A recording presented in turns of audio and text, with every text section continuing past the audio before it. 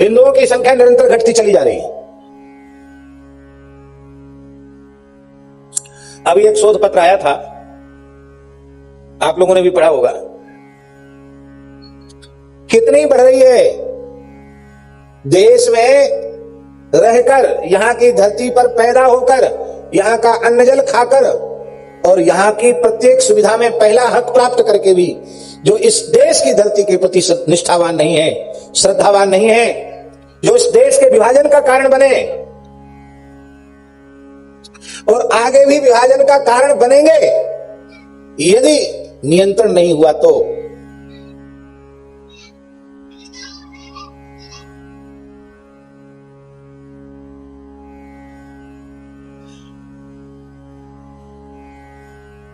उनकी वृद्धि दर कितनी है? 47% या कितना, हमें जहां तक ध्यान है 47% वृद्धि दर बढ़ी है। 43% वृद्धि दर बढ़ी है, जो राष्ट्र निर्माण में नहीं, राष्ट्र को तोड़ने की गतिविधि में लगे हुए हैं, वो 43% बढ़ गए स्वतंत्र होने के बाद। और हम कितने घटे? हम 8% हैं। दुर्भाग्य की बात है, दुख की बात है। आप लोग कहेंगे कि उनके धर्म ग्रंथ में, उनकी शरीयत में इसका कहीं कोई उल्लेख नहीं है। हम आपको बड़ी विनम्रता पूर्वक निवेदन कर रहे हैं, हमारे यहां धर्म शास्त्र में, धर्म ग्रंथों में भ्रूण हत्या को ब्रह्म हत्या के समान पाप बताया गया है। ब्रह्म हत्या से भी भयंकर पाप है भ्रूण हत्या। भ्रूण हत्या का तात्पर्य है गर्भ निरोध। बहुत बड़ा पाप। इसलिए धर्मशास्त्र की मर्यादा में स्थित होकर संतान उत्पन्न करना, यह भी पितृऋण से मुक्ति का साधन है। हां, यह भी व्यवस्था है कि आप एक ही पुत्र को जन्म दें और जीवन भर फिर ब्रह्मचर्य का, सदाचार का पालन करें। वो तो आपको करना नहीं है, वो आपको करना नहीं है। फिर आप जो कर रहे हैं वह भ्रूण हत्या है, गर्भ हत्या, ब्रह्म हत्या है। कहां जाओगे? कितने कल्पों तक भोगोगे उसको? इसकी किसी को परवाह नहीं है। इसलिए पवित्र रीति से संतान उत्पन्न करना, यह भी पितृऋण से मुक्ति का साधन है। कितने हो गए माता जी? गिनती करो। पहला, माता पिता की आज्ञा का पालन करना। फिर सेवार्थ गृहस्थाश्रम में प्रवेश करके माता पिता की, पितरों की प्रसन्नता के लिए कि पिंडदान, जलदान, श्राद्ध की परंपरा चलती रहे, उसके लिए संतान उत्पन्न करना। तीसरा, सयाहे भूरि भोजनात्, जब हमारे पूज्य पिता माता अपने देह का त्याग करके परलोकवासी हो जाएं, तो उनके लिए उदारता पूर्वक शास्त्र विधि से उनकी अंत्येष्टि करना, उनका दशगात्र विधान करना, उनका एकादशाह, द्वादशाह आदि शास्त्र विधि से करना और उदारता पूर्वक उनकी और दैहिक क्रिया करना, उनकी मने सपिंडी कृत्य तक सब कुछ शास्त्र मर्यादा में करना। भूरि भोजनात्, आजकल जो परंपरा चल गई कि हम तो अमुक समाज की पद्धति से 2-3 दिन में ही सब निपटा देंगे, अरे राम राम, महापाप है, ऐसा कभी मत करना। पूरा सूतक मानना चाहिए। क्यों मानना चाहिए? बताओ क्यों मानना चाहिए? इसलिए मानना चाहिए कि मृतात्मा के कल्याण के लिए वो 13 दिन उसकी सदगति के लिए है। उसमें आपका धर्म है, आपका कर्तव्य है, उसकी सदगति के सारे शास्त्रीय कृत्य करें। आप दुकान पर चले जाओगे, आप ड्यूटी पर, नौकरी पर चले जाओगे, तो आप अपने पूर्वजों के प्रति कृतज्ञ माने जाओगे। आपको समय लाख करोड़ काम छोड़ करके अपने पिता माता के संस्कार और सारे और दैहिक संस्कार बड़ी मर्यादा से और उदारता से करना चाहिए। क्षयाहे भूरि भोजनात्, खूब खिलाओ। इसका मतलब ये नहीं कि खेत बेच दो, मकान बेच दो, किसी से कर्ज ले लो और फिर संकट में पड़ जाओ, ये नहीं। आपकी जो सामर्थ्य है उस सामर्थ्य का अपने पूर्वजों के निमित्त उत्तम से उत्तम उपयोग करना। आप पैतृक संपत्ति के तो अधिकारी बन गए और उनके कल्याण के लिए आपको खर्च करने में आपको अपनी नानी याद आ रही है, बहुत बुरी बात है। हमने ऐसे लोगों के बारे में भी सुना है कि संतान में विवाद हो जाता है कि इनका जो मर गए अब इनका कौन करेगा, क्रियाकर्म कौन करेगा, खर्चा कौन करेगा? फिर पंचायत बैठ जाती है, उनको अच्छा खेत मिल गया, हमको बढ़िया खेत नहीं मिला, हमें दो कहा है, हमें कछू नहीं दो, उन्हें सब कछू दे दो, भी करें हमें का। अरे तुम पुत्र नहीं हो क्या?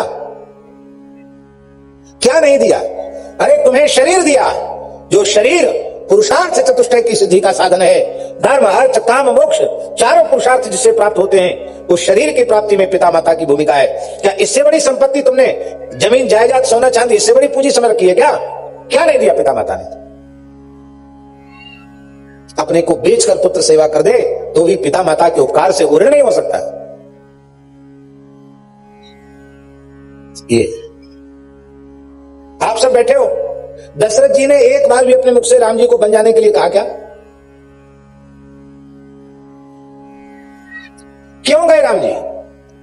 अपने पिता के धर्म की रक्षा के लिए, अपने पिता के सत्य की रक्षा के लिए, अपने पिता के वचन की रक्षा के लिए गए।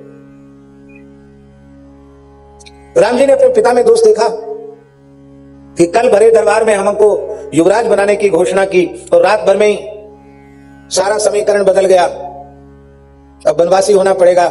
पिताजी आपने तो मेरे साथ घोर अन्याय किया। लेकिन नहीं, भगवान श्री राम की सोच कितनी सकारात्मक है। भगवान श्री राम कहते हैं, छोटे भाई को छोटी जगह का राजा बनाया, मैं बड़ा हूं ना, पूरे वन का राजा मुझे बनाया। पिता दीन मोहि कानन राजू, मुझे जंगल का राज दिया। धन्य है। महाराज माताजी वाल्मीकि रामायण में बाली को फटकारते हुए भगवान श्री राम कह रहे हैं, इस समय भरत जी का शासन चल रहा है और मैं सिपाही हूं। इक्ष्वाकुणाम यम पृथ्वी, ये सारी धरती इक्ष्वाकु वंशियों की है। जहां कहीं कुछ गड़बड़ होगा राजा दंड देता है। राजा जिसको दंड देता है उसे यमराज का दंड नहीं भोगना पड़ता। बाली, मैंने तेरे ऊपर कृपा की है, तुझे दंड नहीं दिया, तेरे ऊपर क्रोध नहीं किया। यदि तू इस पाप का फल तुझे यहां दंड न दिया जाता तो यमलोक में तुझे दंड भोगना पड़ता। ये है भगवान कह रहे हैं, भरत जी का शासन है इस समय, इसलिए मैं तुम्हारे ऊपर शासन करने का अधिकारी हूं। बाली बोला, महाराज ये सब नियम धर्म कानून मनुष्य के लिए हैं कि बंदर के लिए हैं? राम जी बोले, ज्यादा चतुराई मत करो। बंदर किला बना के राजा बन के नहीं बैठते हैं। बंदर वेद पढ़ने बृहस्पति की पाठशाला में नहीं जाते हैं। बंदर त्रिकाल संध्योपासन और वेद पाठ नहीं करते हैं। वो सब करने के लिए तो तुम देवता बन गए और मनमाना आचरण करने के लिए तुम अपने को बंदर बता रहे हो। ये चतुराई वो मानसी में भी इसका संकेत है। तो चलन चातुरी मोरी। बाली कहता, अब महाराज प्रभु मैं आपके सामने मेरी चतुराई चलेगी नहीं। प्रभु अजहू में पापी अंतकाल गति तोड़। क्षयाहे भूरि भोजनात्, और अंतिम बात है गया पिंड प्रदानाच। फिर गया जी में जाकर, पितृ तीर्थ गया में जाकर अपने पिता माता के लिए श्रद्धा पूर्वक पिंडदान करना है। त्रिभिः पुत्रस्य पुत्रता जीवतो वाक्य करणात्, क्षयाहे भूरि भोजनात्, गया पिंड प्रदानाच, त्रिभिः पुत्रस्य पुत्रता। ये तीन काम करे तो पुत्र, नहीं तो पुत्र कहलाने का अधिकारी नहीं है। पुत्री भी इसी प्रकार से,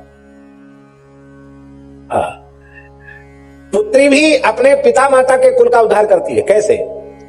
पुत्री की जो संतान होती है, दौहित्र जिसको कहते हैं, वो पिंडदान जलदान करते हैं अपने नाना नानी के लिए कि नहीं? बोलो।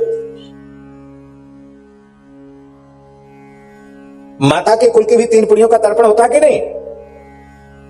इसलिए जो पुत्र को है वही पुत्री के लिए है। और एक विशेष बात हम कहें, पुत्र यदि धर्मनिष्ठ होगा, माता पिता का भक्त आज्ञाकारी होगा, तो अपना और अपने कुल का उद्धार करेगा।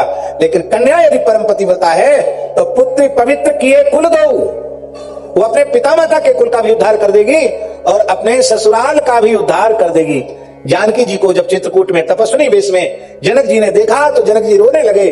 बेटी सीता को हृदय से लगाकर कहा, बेटी आज तूने निमिकुल और इक्ष्वाकु कुल दोनों कुलों का उद्धार कर दिया, ऐसी बेटी हो तुम।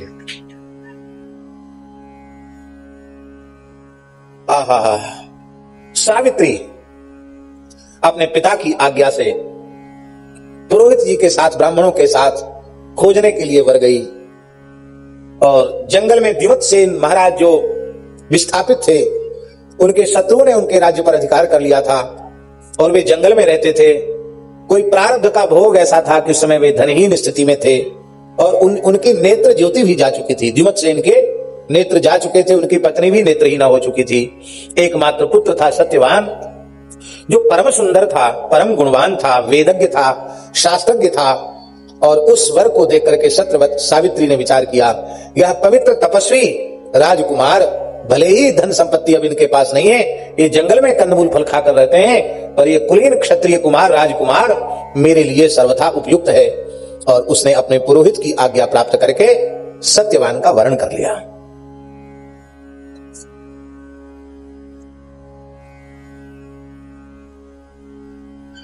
वो कहां गया? रोहित कहां गया? बेटा है? अच्छा, हमारा तो वो काशी वाला पंचांग जो है ना, हमको याद दिला, हम क्या कह रहे थे?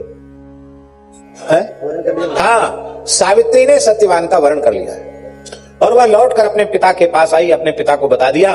पिता ने कहा, बेटी तुमने बहुत अच्छा किया, क्योंकि सतकुल में उत्पन्न, सर्वगुण संपन्न, सदाचार संपन्न, धर्मनिष्ठ राजकुमार, क्षत्रिय कुमार का तुमने वर्ण किया, मुझे बहुत प्रसन्नता है, तुम बड़ी विवेकशीला हो।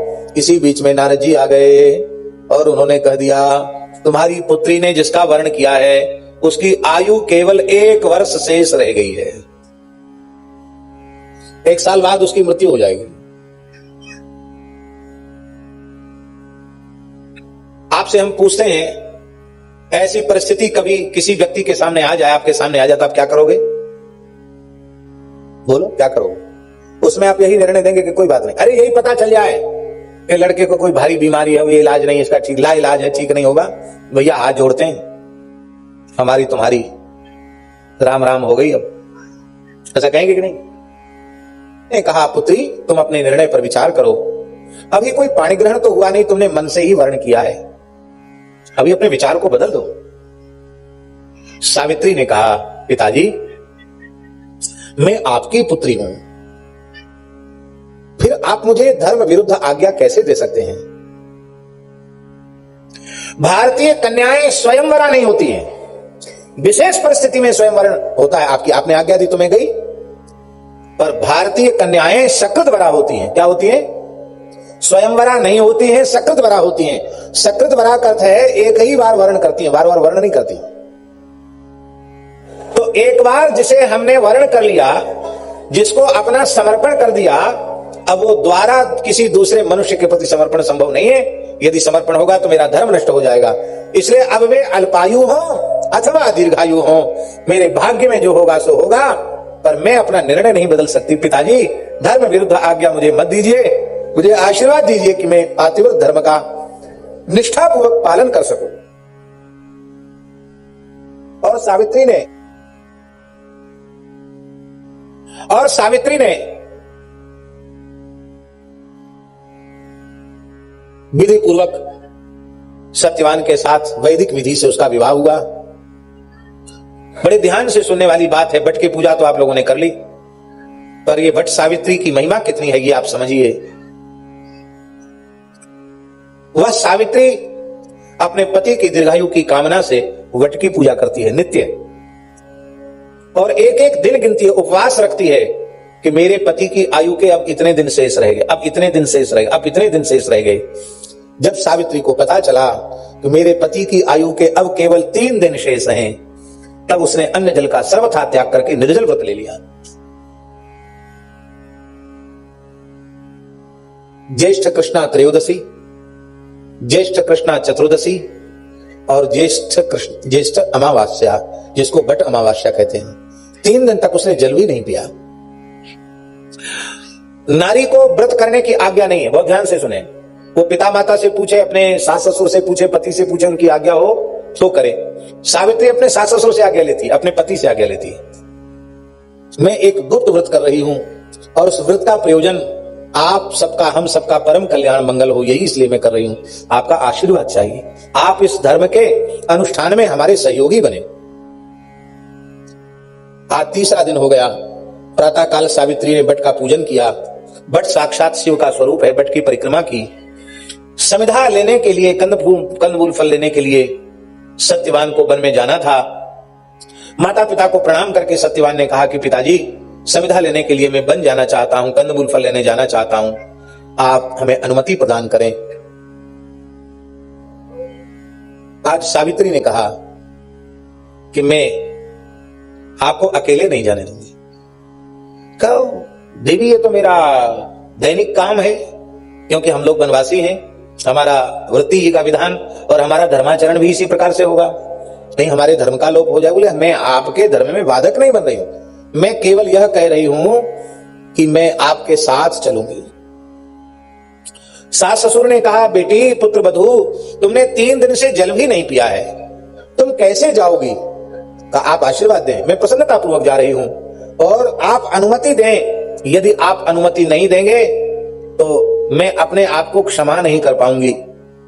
माता पिता ने उसके विशेष आग्रह को देख करके अनुमति प्रदान, माता पिता माने सास ससुर ने अनुमति प्रदान कर दी है। और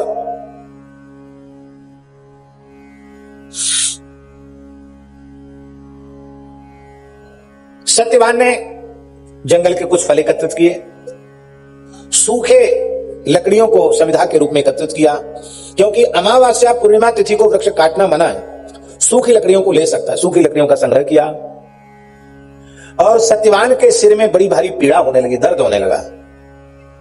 वह सूखी लकड़ियां तोड़ रहा था, उतर के नीचे आया, कहा देवी पता नहीं मेरा सिर वेदना से फटा जा रहा है, मैं बहुत अपने आप को अस्वाभाविक अनुभव कर रहा। स्वर्णमयी अथवा मिट्टी की बनानी चाहिए,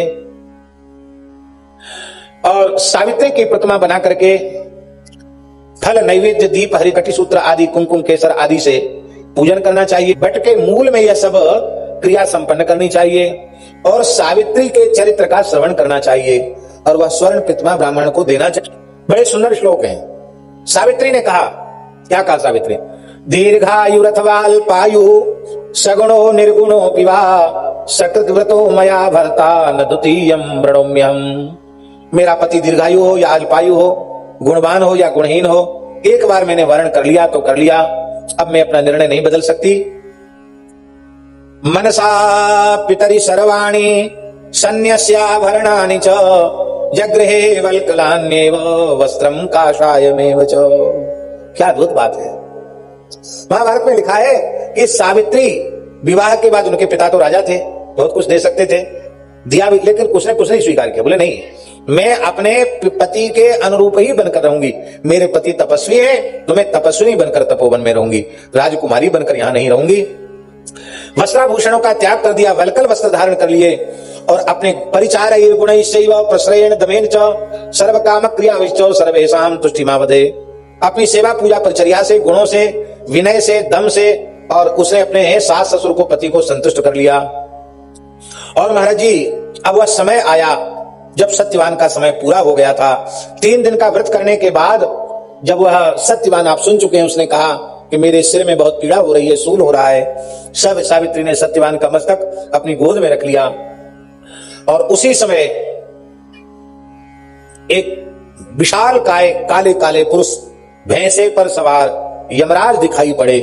उन यमराज ने सत्यवान के सूक्ष्म देह को प्राणों के सहित जैसे ही खींचा और यम पास में उसको बांधा, अंगुष्ठक प्रमाण उस सूक्ष्म देह को जैसे ही बांधा और बांध करके दक्षिण की ओर वह पुरुष ले चले, तो सावित्री उनके पीछे पीछे चल पड़ी। देखो पातिव्रत की महिमा, तो उसको यमराज दिखाई पड़ गए, मेरे पति को ले जा रहे हैं ये भी दिखाई पड़ गया, वो पीछे पीछे चल पड़ी। और पुराणों में तो यहां तक लिखा है कि उसने प्रश्न भी किया कि आपके दूत आते हैं, आप स्वयं क्यों आए? उन्होंने कहा तुम्हारा पति इतना तेजस्वी है कि उसको लेने मुझे स्वयं आना पड़ा, और दूसरा कारण था कि तुम निकट उपस्थित हो, मेरे दूत कैसे आ सकते थे, इसलिए मुझे खुद आना पड़ा। अब तुम चली जाओ, अपने पति का संस्कार करो। लेकिन यमराज ने कहा, निर्वर्त गच्छ सावित्री, कि मैं इसी शरीर से आपके पीछे पीछे चल सकती हूं, मैं महासती नारी हूं। आकाश में चल रहे हैं, सावित्री भी आकाश में चल रही है।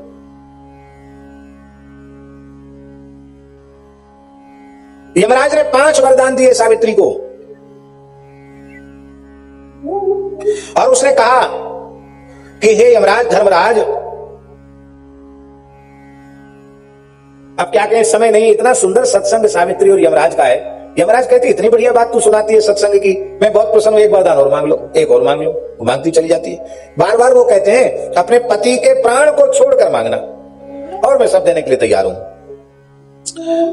सावित्री ने कहा कि नारद जी से मुझे पता चल गया था अपने पति की आयु के संबंध में, इसलिए मैंने इनका साथ छोड़ा नहीं, तो आप जहां भी जाएंगे मैं आपके पीछे पीछे जाऊंगी। और 5 वरदान सावित्री को प्राप्त हुए। कौन कौन? पहला वरदान उन्होंने मांगा, मेरे सास ससुर नेत्रहीन हो गए हैं, वे नेत्रवान हो जाएं, उनको उनकी दृष्टि दिव्य हो जाए, उनको राज्य की प्राप्ति हो जाए, उनका जो राज्य शत्रु ने छीन लिया है वो उन्हें पुनः प्राप्त हो जाए। ये 2 वर तो हमारे ससुर के लिए हैं। अब देखिए, बहुत ध्यान से सुने, सावित्री अपने पिता माता की अकेली बेटी थी और कोई भाई नहीं था सावित्री के। अश्वपति के एक ही बेटी थी सावित्री, और कोई पुत्र हुआ नहीं, कोई पुत्री हुई। यमराज ने कहा तुम बहुत ही शीलवती गुणवती हो, तुम, मैं प्रसन्न हूं, और कुछ मांग लो। बोले मेरे पिताजी को 100 पुत्र हों, अर्थात मेरे 100 भाई हों। लब्धम पितुः पुत्र शतम, बोले ये वरदान भी दिया।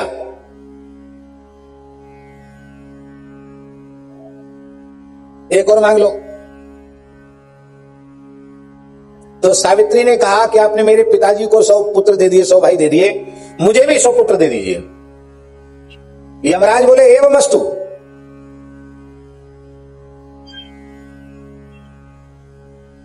अब तो वापस हो जाओ। कहा कैसे वापस हो सकती हो? क्यों?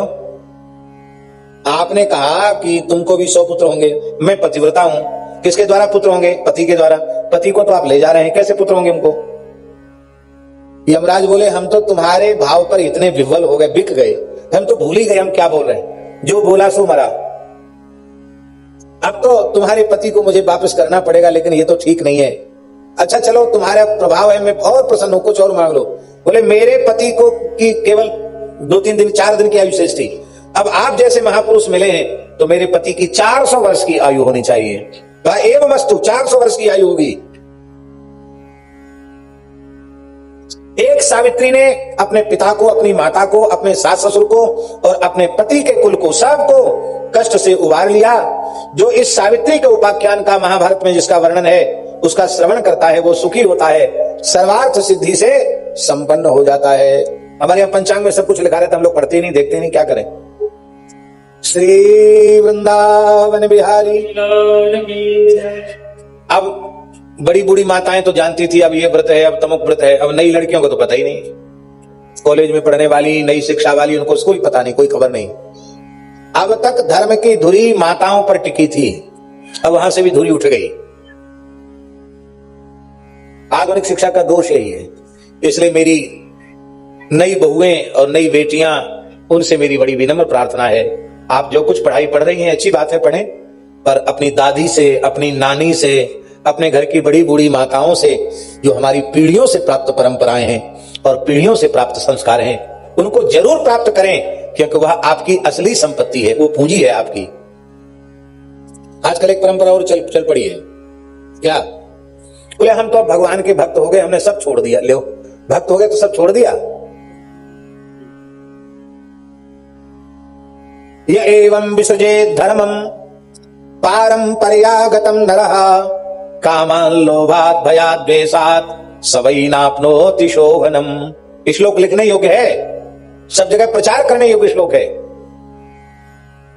परंपरा से प्राप्त माता पिता और सास ससुर, इनकी कुल परंपरा से प्राप्त जो मर्यादाएं हैं, जो धर्म है, देवी देवताओं का समय से पूजन है, उसका जो लोग कामना से, क्रोध से, भय से, लोभ से, किसी भी प्रकार से त्याग कर देते हैं, उनका कभी कल्याण होता नहीं है।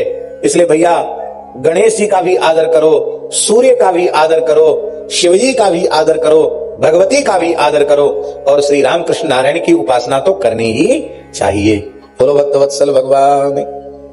अच्छा एक बात बताओ, कोई नारी पतिव्रता है और वो अपने पति से कहे कि हमारा धर्म तो कर्म धर्म सब आप ही हो, मैं आपको ही मानूंगी, आपकी ही सेवा करूंगी, और आपके पिता माता को लठ लेके सवेरे से खदेड़ूंगी, आपके जेठ जी, देवर जी, उनको तो फूटी आंख नहीं देखूंगी, आपके घर में कोई अतिथि चला आवे, उसको तो चकला बेलन या झाड़ू लेके दौड़ूंगी पीछे, है मुंह में उत्तम कोटि की पतिव्रता, आपको मानूंगी और किसी को नहीं मानूंगी। तो हम आपसे पूछते हैं कि पतिदेव संतुष्ट होंगे? भैया हमें कहा मान लीजिए तू खाक, हमारे पिता माता ना होते तो हम ही कहां से पैदा होते हैं, तो उनको नहीं आदर देती तो मेरे आदर का क्या मतलब है? ठीक इसी प्रकार से जैसे पतिव्रता पति स्थान पर पति को मानती है और बाकी माता पिता सास ससुर ननद नंदोई देवर जेठ जेठानी देवरानी क्या क्या भगवान जाने होते हैं, उन सबका यथा समय आदर करती है, सबका सत्कार करती है। बस ऐसा ही धर्म वैष्णव धर्म है। इष्ट के स्थान पर भगवान को स्वीकार करना, राम राजा से सरकार को स्वीकार करना और बाकी जितने देवी देवता हैं सब भगवान के ही तो बनाए हुए हैं, उनका आदर भगवान का ही आदर है। इस भाव से मान। एक पंडित जी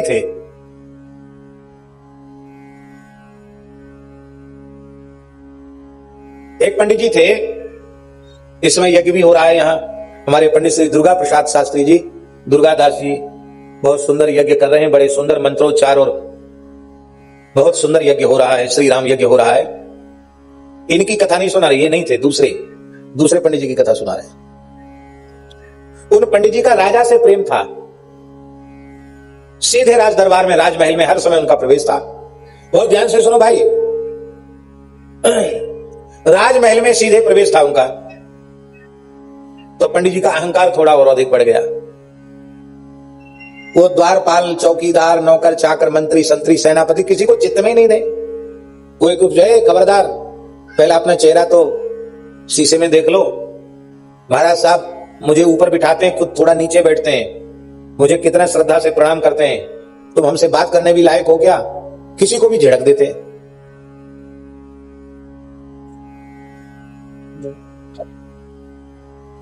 अरे रहने दो, अब रहने दो। किसी को भी झिड़क देते थे वो।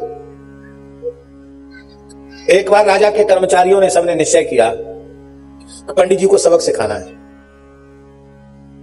अरे भाई राजा के पास पहुंच जाते हैं, हम लोगों के कारण तो पहुंचते हैं। हम लोग एकदम लाम बंद हो जाएं, गुटबंदी कर लें और पक्का कर लें कि इनको घुसने ही नहीं देना, तो कहां से छत फांद के थोड़ी चले जाएंगे। चारों ओर से नाकेबंदी कर लो। पंडित जी आए, चौकीदार नहीं रोक ले, पंडित जी यहीं रहो, आगे नहीं, और महाराज की आज्ञा नहीं। अरे बोले मैं महाराज से पूछूंगा, ऐसा हो ही नहीं सकता। बोले हमको बस इसके आगे नहीं, हम आपको जाने नहीं देंगे। बड़े से कहा, उससे बड़े से कहा, सबने यही बात की, नहीं आपको आज्ञा नहीं। महाराज साहब मैंने मना कर दिया, वो व्यस्त हैं, आपसे नहीं मिल सकते। बहुत प्रयत्न किया, पंडित जी ने घुसने ही नहीं दिया, कहीं से भी नहीं जाने दिया। कोई बात नहीं, अब महाराज साहब से कभी न कभी तो सबको नौकरी से निकलवाऊंगा। तुम सब राजा का अन्न खा खा करके गर्रा रहे हो, सबको बिल्कुल ठीक करूंगा मैं। डांट डपट के पंडित जी चले गए। वो सारे कर्मचारी महल के एकजुट हो गए, बोले किसी भी कीमत पर इन्हें तो घुसने नहीं देना। राजा ने पूछा कि पंडित जी आज आए नहीं, रोज आते थे। अरे बोले महाराज अब किसी काम में व्यस्त हैं, हम लोग तो बड़े पलक पावड़े बिछा के बैठे थे कि अब आए, वो आए नहीं, क्या करें, आए नहीं। अब उनको राजा को ये बोला। 2-3 दिन हो गए, राजा ने कहा ऐसा कभी हुआ नहीं, 3 दिन हो गए अब तक नहीं आए पंडित जी। तो बोले महाराज फिर हम पता लगवाते हैं। बोले घर पे तो है नहीं 3 दिन से, कहाँ गए? बोले वो तो कहीं बहुत दूर देश, कहीं यज्ञ कराने, कथा बांचने, पंडिताई करने चले गए। अरे बोले वो तो जाते नहीं थे, वो तो हमसे बिना पूछे कहीं एक दिन के लिए भी नहीं जाते थे। अरे महाराज अब कुछ मत पूछो, ऐसा तो कम से कम आपको राजा का सम्मान रखना चाहिए। अरे महाराज अब सब हो गया, राजा का सम्मान, आपने इतना सम्मान दे दिया कि उनको पचा नहीं आपका सम्मान। 15 दिन हो गए। राजा ने पूछा महाराज क्या हुआ, पंडित जी नहीं आए? कहा महाराज बड़े दुख के साथ सूचित करना पड़ रहा है कि पंडित जी परलोकवासी हो गए, पधार गए। पंडित आदर न करें। अंतिम लक्ष्य हम लोगों का क्या है? बोलो। जड़ चेतन जग जीव जत सकल राम मैं जान, बंदो तिनके पद कमल सदा जोरी जुग पान। जड़ चेतन जग जीव जत, चाहे जड़ हो चेतन हो, संसार में सब कुछ, सकल राम मैं जान, सब राम में। इसलिए बंदो तिनके पद कमल सदा जोरी जुग पान। सीय राम मैं सब जग जाने, करऊं प्रणाम जोरे जोग पाने सिय राम। हम भी दर्रेठा गौशाला की स्थापना जहां हुई है, आप तो देखो महात्मन को प्रताप तो देखो कि बोले इतने पानी नहीं करे आप गौशाला की स्थापना दर्रेठा गौशाला। यहाँ गोवंश की संख्या 1000 से ऊपर है और सुखपूर्वक यहाँ केवल 500 गाय ही रह सकती है। तो अब जो है उसको करते हुए इसका समाधान करने का और कोई उपाय नहीं था। एक भूमि खरीदी गई और उस भूमि में अब तक कोई कार्य नहीं हो पाया था। हमारे गंगेले जी आगे बढ़े और उन्होंने अपने सब मशीनें लगा दी वहां। निकट भविष्य में वहां लगभग 300 गायों को रहने लायक सुंदर शेड बन जाएगा। तो आज नंदीशाला की स्थापना उद्घाटन तो हुआ ही और आज गौशाला का भी भूमि पूजन हुआ। तो हम लोगों के लिए तो ये बहुत अच्छी, मतलब गौ माता की सेवा के लिए ये बहुत अच्छी तिथि हम लोगों की हुई। और हमारे गणेश मलजी भूतरा जो भूटान वाले हैं, उन्होंने भी और अपनी जो दरेठा गौशाला है, देखो कहां कहां तक लोग सुनते हैं। भूटान से उन प्रेमी ने, मारवाड़ी हैं, सज्जन हैं, उन्होंने वृक्ष लगाने की भावना व्यक्त की है कि हम भी वहां गौशाला में वृक्ष लगाएंगे और उसकी जो भी सेवा उनके रख रखाव में होगी वो सेवा भी प्रदान करेंगे। बड़ी प्रसन्नता की बात है। अब अधिक समय न लेते हुए, यद्यपि 8 तो बज गया है, थोड़ा विलंब इसलिए भी किया जाता है कि गर्मी बहुत अधिक है। इस गर्मी में लोगों को कोई गर्मी से तकलीफ न हो। दूसरी एक बात है कि शाम को 5, 5:30 बजे तक भी धूप रहती है और पंडाल अपना इतना ही बन सकता है, इसके आगे यहां जगह है नहीं।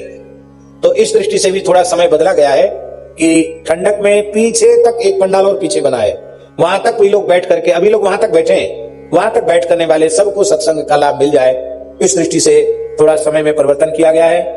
सुबेरे श्री भक्तमाल जी का सस्वर पाठ होता है। हमारे कृष्णकांत शास्त्री जी बड़े प्रेम से भगवान को भक्तमाल सुना रहे हैं। गुरुदेव के उत्सव में समाज गायन पूर्वक पाठ हो रहा है और मध्याह्न में प्रातः काल से श्री राम महायज्ञ संपादित होता है और यज्ञ की पूर्ण शाम की आरती के पश्चात फिर यहाँ भक्तमाल जी की कथा, मानसी का पाठ और अखंड संकीर्तन तो कई वर्षों से यह हरे राम राम राम हरे हरे, हरे कृष्ण कृष्ण कृष्ण हरे हरे, यह कीर्तन तो यहाँ काफी समय से चल ही रहा है। एक बात और कहें, बाद में फिर भी हम कहेंगे, हमारे मन में एक भाव जगा है। जब से लंका दहन हनुमान जी, लंका वाले हनुमान जी में कनक भवन का निर्माण जब से चल रहा है, वह भी राम राजा सरकार की, गुरुदेव भगवान की कृपा से एक अद्भुत कार्य हो रहा है।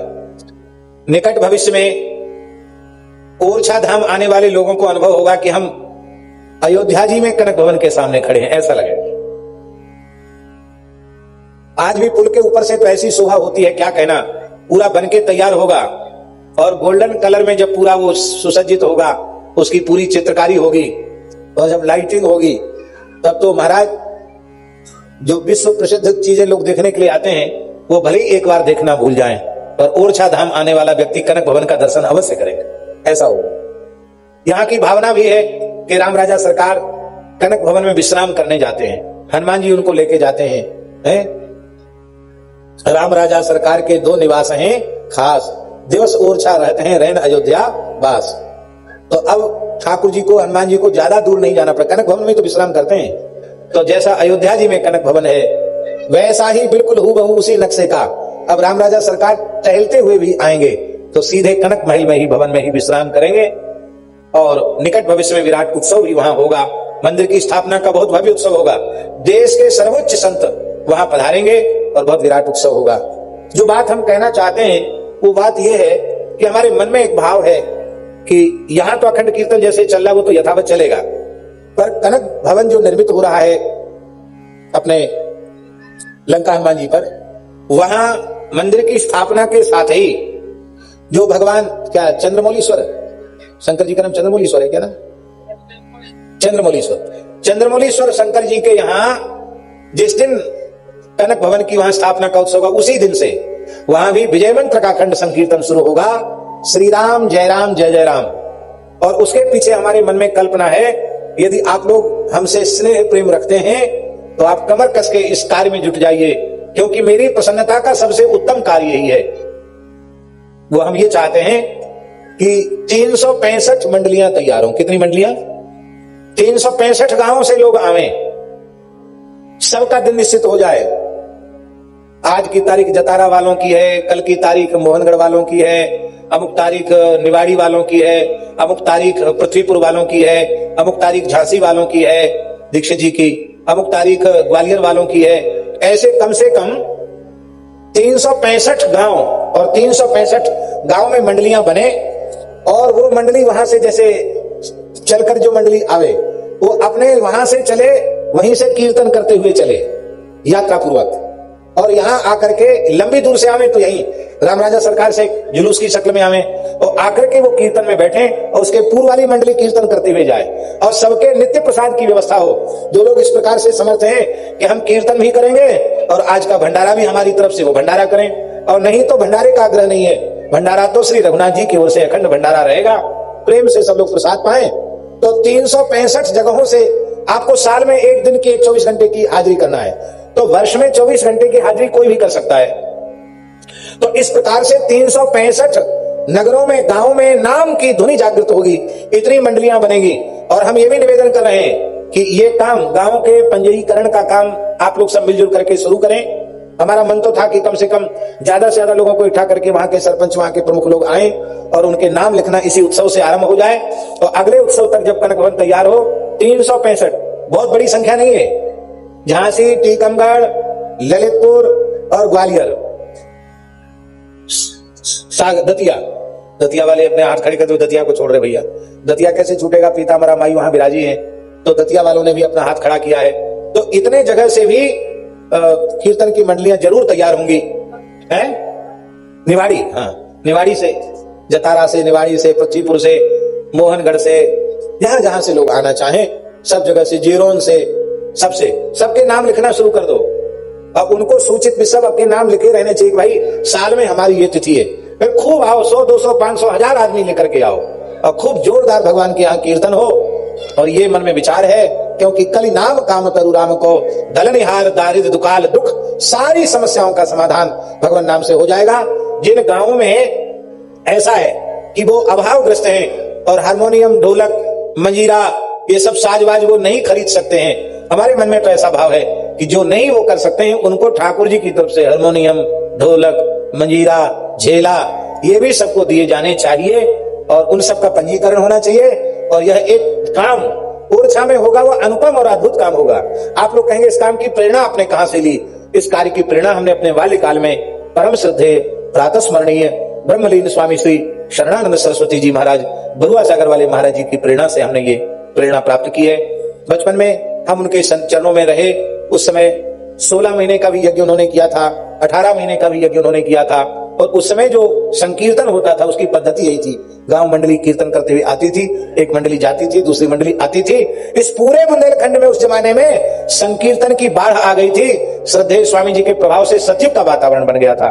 हम चाहते हैं कि वो सतयुग का वातावरण फिर से निर्मित हो, और जब हारमोनियम ढोलक होगी तो गांव में लोग कीर्तन तो करेंगे कि नहीं करेंगे, हैं? तभी तो उनको अभ्यास रहेगा। और कीर्तन भी बहुत सरल रखा गया है, श्री राम जय राम जय जय राम, श्री राम जय राम जय जय राम, श्री राम जय राम जय जय राम, श्री राम जय राम जय जय राम, श्री राम जय राम जय जय राम, श्री राम जय राम जय जय राम, श्री राम जय राम जय जय राम, श्री राम जय राम जय जय राम, श्री राम जय राम जय जय राम, श्री राम जय राम जय जय राम, श्री राम जय राम जय जय राम, श्री राम जय राम जय जय राम। जैसे महामंत्र की महिमा है ऐसे ही विजय मंत्र की महिमा है। श्री हनुमान जी ने रघुनाथ जी से पूछा, महाराज भयंकर कलयुग आने वाला है, उसमें लोग अविद्या माया के ऊपर विजय कैसे प्राप्त करेंगे, दोषों पर, कामादिक विकारों पर विजय कैसे प्राप्त करेंगे? आप इसके ऊपर विजय प्राप्त करने का साधन बताइए, अविद्या माया को जीतने का साधन बताइए। कलयुग में प्राणी अपना कैसे कल्याण करेंगे? उस समय भगवान श्री राम ने अपना मूल मंत्र, निज मंत्र, ये विजय मंत्र इसको कहा जाता है, श्री राम जय जय राम, यह हनुमान जी को उपदेश दिया है। इसकी बड़ी भारी महिमा है, सर्वत्र विजय होगी। देखो एक बात हम प्रसंगवश बता रहे हैं, इसी ओरछा धाम में 2014 के पहले 18 करोड़ श्री राम जय राम का जब सविधि हुआ था, उसी के परिणाम से अच्छी सरकार आई, बहुमत से आई। और उस समय भी ये बात कही गई थी कि वो जो हम लोगों का संकल्प है वो पूरा हो तो प्रधानमंत्री रामराजा सरकार का दर्शन करें, लेकिन नहीं अब तक हो पाया। उसका परिणाम भी सामने आ गया। इसलिए हमारा आग्रह है कि चलो कोई बात नहीं, अब थोड़ी कमजोरी तो कसर तो रह गई तो कोई बात नहीं, कसर रह गई तो रह गई, लेकिन अभी भी कसर पूरी हो जाएगी। इस देश के होने वाले प्रधानमंत्री मोदी जी को अपने पूरे परिकर के सहित ओरछा धाम में राम राजा सरकार के चरणों में दंडवत करने जरूर आना चाहिए, आना चाहिए। है? हमारा संपर्क केवल ठाकुर जी से है। हमारा किसी नेता अभिनेता, किसी सेठ साहूकार से ना हमारी कोई शोर सिफारिश है, ना हमारा कोई संपर्क है। अपने आप कोई आवे तो आवे, नहीं तो हम अपनी तरफ से, हमारी प्रकृति नहीं कि हम अपनी तरफ से कोई। हाँ, सोशल मीडिया का जमाना है आजकल, तो छोटी छोटी बात सब दुनिया में फैल जाती है, तो जो फैला सकते हो वो फैला में इस बात को वहां तक भेजें, पर उनको आना चाहिए, यहां अवश्य आना चाहिए। दूसरी बात और हम प्रसंगवश कहें, हमारा यह विषय नहीं है, लेकिन फिर भी हम निवेदन कर रहे हैं, एक बहुत बड़ा अपराध हम लोग कर रहे हैं। मतदान को अपना कर्तव्य नहीं मानते हैं, अपना धर्म नहीं मानते हैं, और उसका दुष्परिणाम पूरे राष्ट्र को, पूरे समाज को भोगना पड़ता है। इसलिए मैं बार बार आग्रह करता हूं कि आप योग्य व्यक्तियों को अपना मत अवश्य दें, मतदान अवश्य करें। अभी तो हमारे पैर में कुछ तकलीफ है। उस समय हमारे पैर में, जब हमारे मथुरा वृंदावन में जो मतदान का दिन था, उस समय हमारे पैर में भारी सूजन थी, प्लास्टर चढ़ा था कच्चा, और डॉक्टर ने कहा था कि उस पैर को हिलाना नहीं। हमारे लोगों ने कहा कि हम प्रयास करते हैं यहीं से मतदान हो जाए। मैंने कहा नहीं, इतना जल्दी प्रयास संभव नहीं है, हम जरूर जाएंगे मतदान करने, नहीं जाएंगे तो हम दूसरे लोगों को कह नहीं सकते हैं। उसके बाद मध्य प्रदेश के श्री कैलाश विजयवर्गीय जी हमारे पास आए। उन्होंने कहा महाराज जी मतदान का प्रतिशत बहुत गिर रहा है, आप प्रेरणा दीजिए। तो हमने फिर बोलकर मीडिया में प्रेरणा भी दी, और उसका लाभ मध्य प्रदेश में बहुत अच्छा हुआ। मध्य प्रदेश की जनता को हम धन्यवाद देना। हरि शरणम हरि शरणम हरि शरणम हरि शरणम हरि शरणम हरि शरणम हरि शरणम हरि शरणम।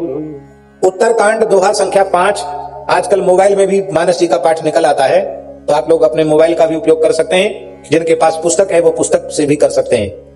उत्तरकांड दोहा संख्या 5।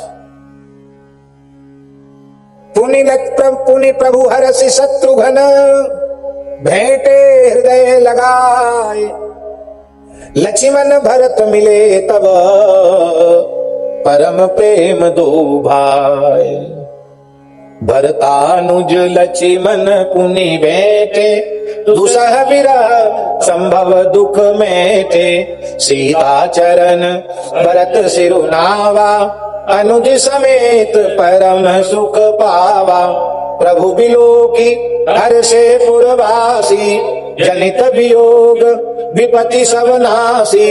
प्रेमातुर सब लोग निहारी, कौतुक कीन कृपालु करारी। अमित रूप प्रगटे त्रिकाला, जथा जोग मिले सबहि कृपाला। कृपा दृष्टि रघुवीर बिलोकी, किए सकल नर नारी बिसोकी। क्षणमहि सबहि मिले भगवाना, मरम मरम यह काहू न जाना। यही विधि सबहि सुखी करी रामा, आगे चले शील गुण धामा। कौशल्यादि मातु सब दाई, निरखी बच्च जनु धेनु लवाई। निरखी बच्च जनु धेनु लवाई, निरख बच्च जनु धेनु लवाई। जनु धेनु बालक बच्च तजी, ग्रह चरण बन परवश गई। दिन अंतपुर रुख स्रवत थन, हुंकार करी धावत वही। अति प्रेम प्रभु सब मातु भेटी, बचन मृदु बहु विधि कहे। गई विषम विपति वियोग भव तिन हरस सुख अगणित लय। आ भेंट तनय सुमीता राम चरण रति जान, राम ही मिलत के कई हृदय बहुत सकुचान। लक्ष्मण सब मातन मिली हर से आशीष पाए, के कई कह पुनि पुनि मिले मन कर चोभ न जा। सासुन सबन मिली वे देई चरण लागी हरसु अति ते। दे आशीष बूझ कुशलाता होई अचल तुम्हार अहिवाता।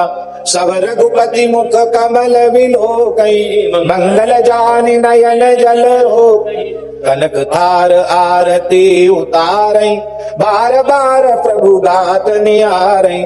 नाना भांति निछावर करई, परमानंद हरस उर भरई। कौशल्या पुनि पुनि रघुवीरई, चितवति कृपा सिंधु रन धीरई। हृदय विचारति बारही बारा, कवन भांति लंकापति मारा। अति सुकुमाल जुगल मेरे वारे, निश्चर सुबट महाबल बारे। लक्ष्मण अरु सीता सहित प्रभु ही बिलोकति मातु। परमानंद मगन मन पुनि पुनि पुलकित गातु। लंकापति कपीस नल नीला, जामवंत अंगद सुवशीला। अनुमदादि सब वानर वीरा, हरे मनोहर मनुज शरीरा। भरत स्नेह शील व्रत नेमा, सादर सब बरनई अति प्रेमा। देखी नगर बासिन के रीति, सकल सराई प्रभु पद प्रीति। पुनि रघुपत सब सखा बुलाए, मुनि पद लागहु सकल सिखाए। गुरु वशिष्ठ कुल पूज हमारे, इनकी कृपा धनुज रण मारे। ए सब सखा सुनऊ मुनि मेरे, भय समर सागर कहबेरे। मम हित लागी जन्म इन हारे, भरतहु ते मुहि अधिक प्यारे। सुन प्रभु बचन मगन सब भये, निमिष निमिष उपजत सुख नये। निमिष निमिष उपजत सुख नये, निमिष निमिष उपजत सुख नये। कौशल्या के चरणनि पुनि तिन मानहु मात। आशीष दीने हरषि तुम प्रिय मम जिमि रघुनाथ। सुमन वृष्टि नभ संकुल, भवन चले सुख कंद। चढ़ी अटारन देखहि, नगर नारी नर वृंद। कंचन कलश विचित्र सवारे, सबहि धरे सजि निज निज द्वारे। बंधन वार पताका केतु, सबनि बनाए मंगल हेतु। बीती सकल सुगंध सिंचाई, गजमनि रचि बहु चौक पुराई। नाना भांति सुमंगल साजे, हरषि नगर निशान बहु बाजे। जहाँ नारी निछावर करई, देहि आशीष रस उर भरई। कंचन थार आरती नाना, युवती सजे करही शुभ गाना। करही आरती आरती हर के, रघुकुल कमल विपिन दिन करके। कुल शोभा संपत्ति कल्याणा, निगम शेष शारदा बखाना। त्योह चरित देवी जगरई, उमाता सुगुण नर की मिकई। नारी कुमुदनी अवध सर, रघुपति विरह दिनेश। अष्ट भय विसरत भई, निरखि राम राके। अस्त भये विकसत भई निरखि राम राखे। कोई सगुन शुभ विविध विधि बाजहि गगन निशान। पुर नर नारी सनाथ करी भवन चले भगवान। रामा प्रभु जानी कैकेयी लजानी। रामा रामा प्रथमता सुग्रह गए भवानी। रामा रामा ताहि प्रबोधि बहुत सुख दीना। रामा रामा पुनि निज भवन गवन हरि कीना। रामा रामा कृपा सिंधु जग मंदिर गए। रामा रामा पुर नर नारी सुखी सब भये। रामा रामा गुरु वशिष्ठ द्विज लिए बुलाई। रामा रामा आज सुघरी सुदिन सुहाई। रामा रामा सब द्विज देहु हरसि अनुशासन। रामा रामा रामचंद्र बैठई सिंहासन। रामा रामा मुनि वशिष्ठ के वचन सुहाए। रामा रामा सुनत सकल विप्रलयति भाए। रामा रामा कहीं वचन मृदु विप्र अनेका। रामा रामा जग अभिराम राज अभिषेका। रामा ओ राम जग अभिराम राम अभिषेका। रामा रामा अब मुनिवर विलंब नहीं कीजे। रामा रामा महाराज का तिलक करीजे। रामा तब मुनि कहे सुमंत्र सन सुनत चलेऊ हर साय। रथ अनेक बहुबाज गज तुरत संवारे जाय। जाता धावन पठई पुनि मंगल द्रव्य मगाई। हरस समेत वशिष्ठ पद पुनि सिर नायो आ। मंगल भवन अमंगल हारी द्रवौ सुदशरथ अजय बिहारी। सीताराम सीताराम सीताराम जय सीताराम। राम सीताराम सीताराम जय सीताराम। सीताराम सीताराम सीताराम जय सीताराम। राम सीताराम सीताराम जय सीताराम। सीताराम सीताराम सीताराम जय सीताराम। सीताराम सीताराम सीताराम जय सीताराम। सीताराम सीताराम सीताराम जय सीताराम। राम सीताराम सीताराम जय सीताराम। श्री सीताराम जी महाराज की। देखो कितने संयोग की बात है। चातुर्मास में मानस पाठ शुरू हुआ था और राम जी का राज्याभिषेक ओरछा में कल होगा। क्यों होगा कल? ये भगवान ने कैसा विधान बनाया कि गुरुदेव के उत्सव में ओरछा धाम में राम राज्याभिषेक हो रहा है। दशरथ जी के मन में एक टीस रह गई थी कि हम स्वयं अपने हाथ से राज तिलक करते कितना अच्छा होता। कौशल्या जी के मन में भी टीस थी। कैकेयी और सुमित्रा जी के मन में भी टीस थी। यद्यपि कैकेयी जी ने जो कुछ किया वो भगवान की प्रसन्नता के लिए किया, भगवान की इच्छा से किया। इसलिए राम जी ने कहा कि जो कैकेयी को दोष देते हैं वो जड़मती हैं। उन्होंने साधु सभा का सेवन नहीं किया है। साधु सभा का सेवन करने वाले कैकेयी को दोष नहीं दे सकते। भगवान ने उनकी भावना की पूर्ति की। महाराज दशरथ ही एक अंश से इस कलिकाल में ओरछा नगर के महाराज मधुकर शाह के रूप में प्रकट हुए। और महारानी कौशल्या ही नहीं, महारानी कौशल्या, कैकेयी और सुमित्रा तीनों माताएं एक अंश से महारानी कुंवर गणेशबाई के रूप में आकर यहाँ प्रकट हुई। और पुष्य नक्षत्र में दशरथ जी ने राम जी को राज्याभिषेक का निश्चय किया था। तो जब अयोध्या से रामलला चले तो उन्होंने कहा हम पुष्य पुष्य में ही चलेंगे। यहाँ लोग कहते पुखन पुखन आए राम राजा, ऐसा बोलते बुंदेली में, पुखन पुखन आए।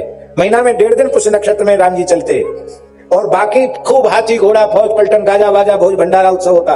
उस समय 1200 साधु आए थे राम जी के साथ अयोध्या से। कितने साधु आए थे? 1200 साधु आए थे। संवत 1631 में रामचरितमानस जैसा दिव्य ग्रंथ प्रकट हुआ। मानो राम जी का वांग्मय अवतार रामचरितमानस के रूप में हुआ रामनवमी के दिन। और रामनवमी के ही दिन अयोध्या में सरयू जी में साक्षात राम राजा सरकार महारानी जी की गोद में आए। तो दो रूप में राम जी प्रकट हुए। संवत 1631 की जो रामनवमी थी वो त्रेता युग में रामनवमी के समय जो ग्रह नक्षत्र थे वही रामचरितमानस के प्राकट्य के समय थे, वही राम राजा सरकार के प्राकट्य के समय थे। इसलिए राम राजा सरकार साक्षात रघुनाथ जी है। बुंदेलखंडवासी गौरवशाली हैं कि वो किसी सरकार में नहीं रहते, वो तो राम राजा सरकार की प्रजा हैं, राम राजा सरकार की प्रजा हैं। इस अभिमान से उनका कल्याण हो जाएगा। तो राम राजा सरकार पुष्य में आए। साल भर से अधिक समय लगा, 13 महीने का समय लगा भगवान को आने में। कितना? 13 महीने। और यहां चतुर्भुज मंदिर का निर्माण चल रहा था राम राजा सरकार के लिए। और पुष्य आते आते पूरा होते 1.5 दिन चलते थे भगवान, पुष्य में चलते थे। पुष्य में 1.5 दिन चल के आए तो यहीं तक आ पाए जहां हम लोग बैठे हैं, यहां आ पाए राम जी। तो राम जी, राम राजा सरकार 1 महीना यहां विराजे जहां गौशाला है। हाँ, आपको पता है इस बात का? नहीं है, क्योंकि राम जी चल के आए तो जहां पुष्य पूरा हो गया वहां राम जी रुक गए। पुष्य जैसे ही पूरा हुआ तो यहीं राम जी रुक गए। तो 1 महीना ठाकुर जी यहां विराजे। इसके बाद ठाकुर जी जब पुष्य आया तो यहां से चलकर मंदिर में, महल में विराजे। यहां हनुमान जी इतने प्रसन्न हो गए कि हनुमान जी ढाल तलवार लेकर सुरक्षा में खड़े हुए। और यहां जो हनुमान जी हैं, इसी परिसर में जो हनुमान जी हैं, आज भी हनुमान जी ढाल तलवार लिए खड़े हैं। आप लोग कहेंगे नकटा के हनुमान जी क्यों कहते हैं?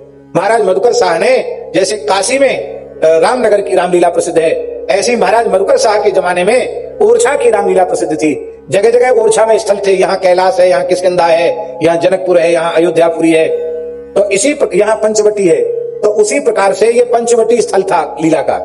तो यहाँ सूप नखा के नाक कान कटते थे लीला में, इसलिए नकटा इस जगह का नाम पड़ा। और ये नकटा हनुमान जी, नकटा नक कटा, नाक कान कटे तो जगह का नाम पड़ेगा नक कटा। तो नकटा वाले हनुमान जी कहने लगे। यहाँ ढाल तलवार लिए हनुमान जी है। ये किसी मूर्तिकार की बनाई मूर्ति नहीं, स्वयं प्रकट प्रतिमा है। राम राजा सरकार की प्रसन्नता में प्रकट हुए और इन्हीं ढाल तलवारधारी हनुमान जी ने इस स्थल पर, जहां राम राजा सरकार 1 महीना विराजे, उस स्थल पर शुरवी गौशाला की स्थापना हुई। निश्चित ये स्थल अत्यंत दिव्य और पवित्र है। थोड़ा मन में दुख इस बात का है कि जगह थोड़ी बहुत कम है, नहीं तो यहाँ तो इतनी जगह होती कि कम से कम 5-7 हजार गोवंश होता तो सरकार के अनुरूप होती, लेकिन अब इतनी ही जगह है।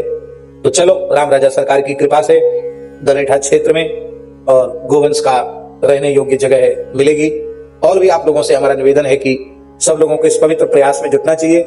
यदि सब लोग संकल्पित होकर के कार्य करेंगे तो वह दिन दूर नहीं जो हजारों की संख्या में, जैसे जड़खोर गोधाम में इसमें 11,000 से ऊपर गोवंश पूर्वक निवास कर रहा है, कम से कम उतनी गायें इस क्षेत्र में भी भगवत कृपा से निवास करेंगी। आज सूचना मिली है कि हो सकता है परम पूज्य श्री पथमेड़ा महाराज जी भी 1 दिन के लिए यहाँ पधारे। तो आज सूचना तो मिली है, हम लोग प्रार्थना करते गौ माता से कि उनका दर्शन हो। हमारे भारतवर्ष के एक महान संत पूज्यपाद गीता मनीषी स्वामी श्री ज्ञानानंद जी महाराज, जो राष्ट्र के एक अनुपम संत हैं, जिन्होंने कुरुक्षेत्र का विकास ही नहीं किया, ऐसा समझो कुरुक्षेत्र महान तीर्थ की पुनर्स्थापना में उनका बहुत बड़ा योगदान है।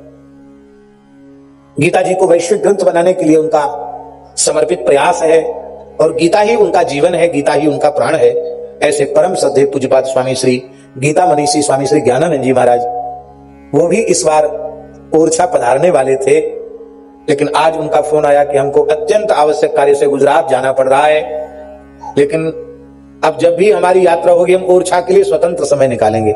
हमने कहा हमको भी सूचना देने में थोड़ा विलंब हुआ, अब हम भी पहले से ही सूचना आपको देंगे, क्योंकि बड़े महापुरुष व्यस्त तो रहते ही हैं, उनको 4 से 8 महीने पहले कम से कम सूचना की जानी चाहिए, तब वे लोग अपने व्यस्त समय में से कुछ समय निकाल सकते हैं। तो पूज्य श्री ज्ञानानंद जी महाराज का आदेश था कि हम नहीं पहुंच रहे तो भी संतों को हमारी ओर से प्रणाम निवेदित कीजिएगा और कहना कि इस बार नहीं है तो अगली बार हम जरूर आएंगे। तो आप लोग उनकी भी भावमयी उपस्थिति स्वीकार करें। श्री वृंदावन विहारी।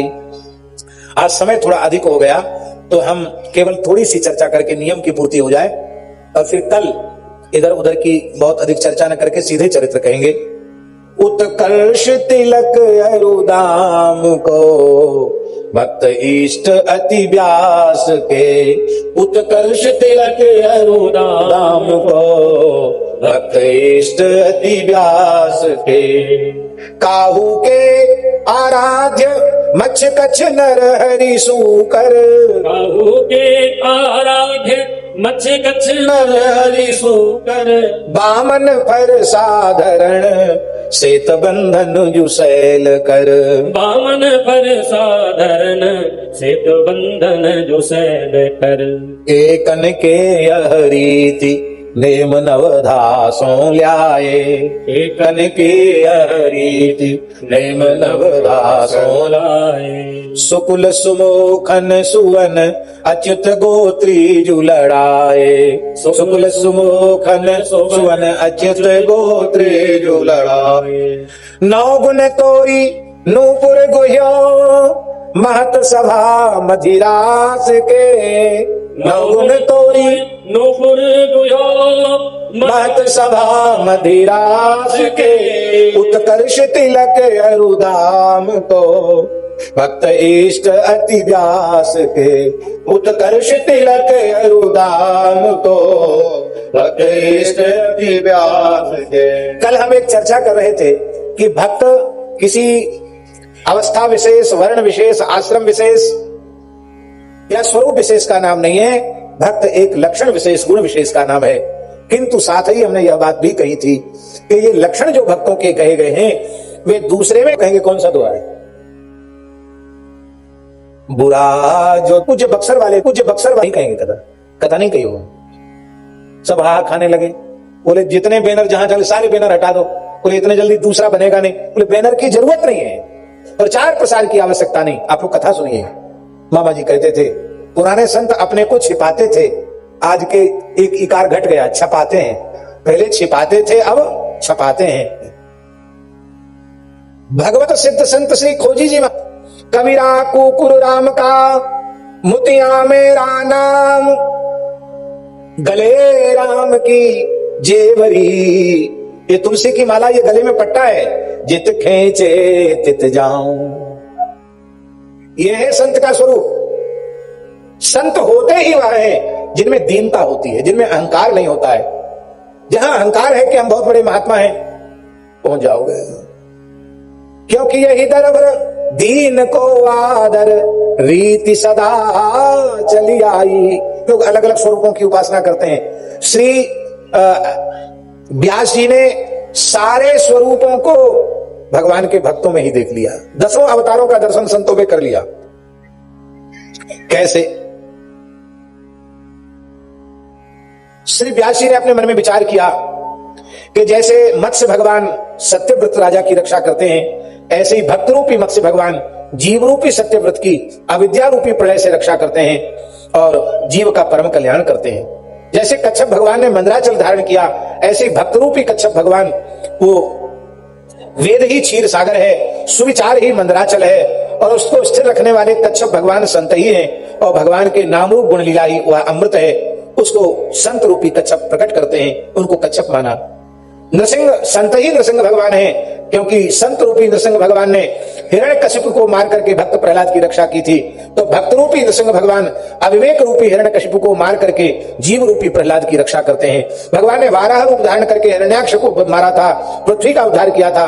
उसी प्रकार से संत रूपी वाराह भगवान मोह रूपी हिरण्याक्ष को मारकर बुद्धि रूपी पृथ्वी का उद्धार करते हैं और उसको स्थापित करते हैं। भगवान ने बामन बनकर बलि के अभिमान को नष्ट किया था, ऐसे संत जन स्वयं नम्र बन करके और अन्य के अभिमान को नष्ट कर देते हैं।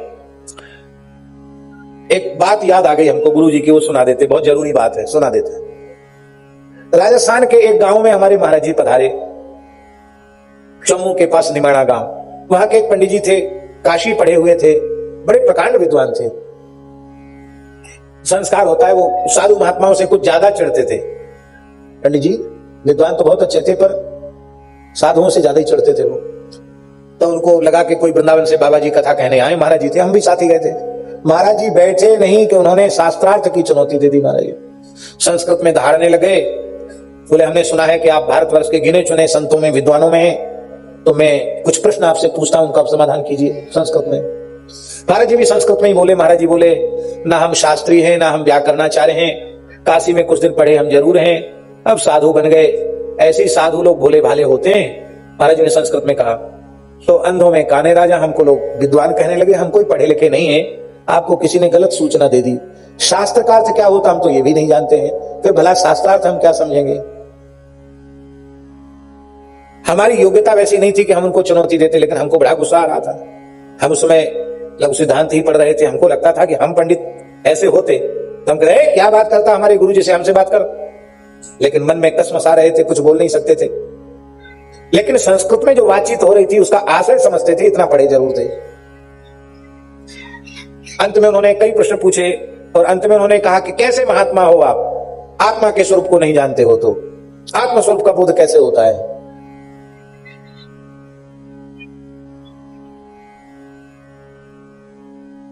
अपरोक्ष आत्मानुभूति कैसे होती है, यह प्रश्न था उनका। तो महाराज जी ने एक वाक्य में उत्तर दिया, आत्मविद चरणार्चने नैव, बस इतना का, आत्मविद चरणार्चने नैव। समझे अर्थ नहीं समझे?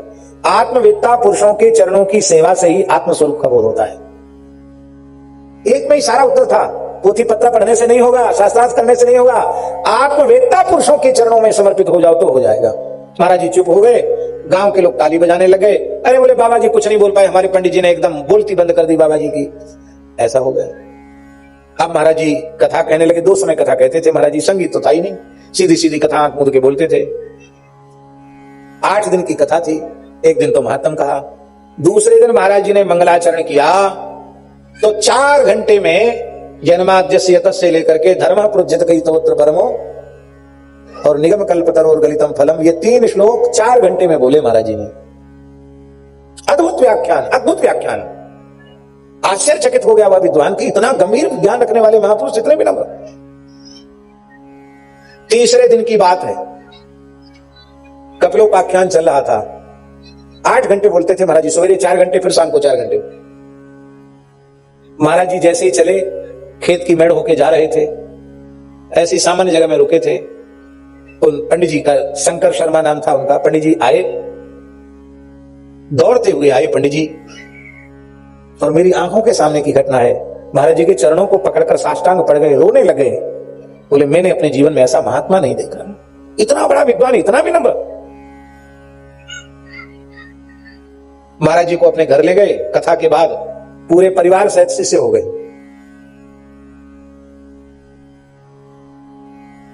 अब वहां से आए तो हम लोग तो महाराज जी सामान्य यात्राएं करते थे। ये तो देखो तपस्या तो की हमारे गुरुजी ने, मौज उड़ा रहे हैं हम। नहीं हम एसी में बैठे हैं, हम महंगी गाड़ी में चले। अरे हमको तो हमारे ब्रज में कहते टुर्री, 3 व्हीलर, हमारे तो साइकिल हमारे भाग्य में नहीं, हम कहां से बढ़िया उसमें बैठेंगे। ये जो कुछ भी है वह श्री सद्गुरु भगवान की कृपा से हम लोग पल पुस रहे हैं, उनका दिया हुआ खा रहे हैं, उनकी कृपा से जी रहे हैं, उनकी कृपा से श्वास चल रही है, ऐसा समझे। महाराज जी बहुत सामान्य यात्राएं करते थे। रोडवेज की बस में बैठे थे।